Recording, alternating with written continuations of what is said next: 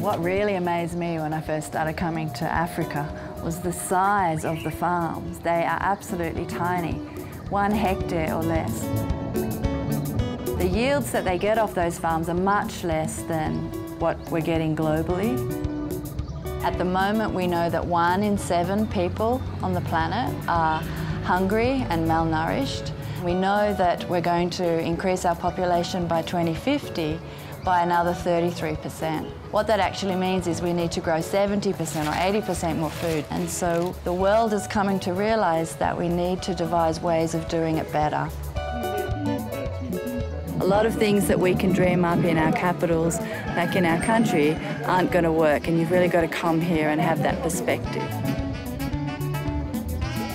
When the centre was first announced, we thought it was really important to go to Africa and to consult on what the priorities of the centre should be. And we then took those priorities and developed our strategy around that. Food security isn't just about growing more food. The other elements also need to be considered if you truly want to achieve food security, and that is food access and food utilisation. Food access means getting the produce to market and being able to sell it, and having the money to buy other things, other types of food. And utilisation is about having a variety of food in order to have the appropriate and nutritious diet. So the area of the Food Security Centre is looking at all three. There's an area of conservation agriculture, leaving the used crop on the ground to go back into the soil to fertilise the soil and to keep the moisture content in.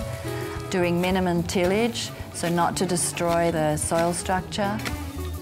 40% of what is harvested is lost through pests, diseases, and this is such a waste of good food production. So if we can help reduce those post-harvest losses, we can really improve food security by 30 to 40%.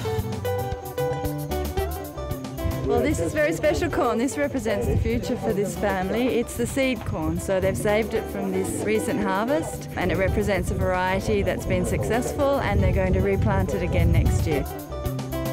We know that about 70 to 80% of the food grown in Africa are by women, yet they own 1% of the land. So because they're not landowners, they don't actually have access to a lot of the inputs that a farmer really needs.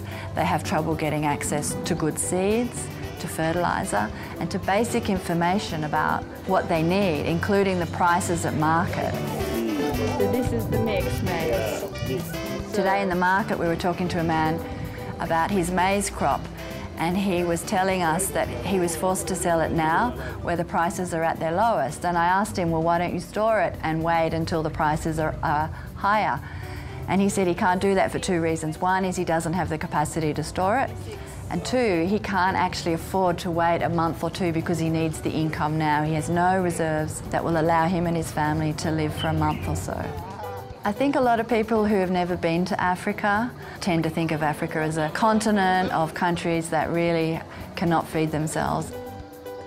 And I don't believe that. I see farmers producing miracles every day, and I see a great deal of joy and happiness in these communities in spite of the challenges they have ahead of them. He's gorgeous, and look how healthy he is. It's just a matter of putting the right information and the right simple innovations in the hands of smallholder farmers who are responsible for feeding, in Africa, 1 billion people every day.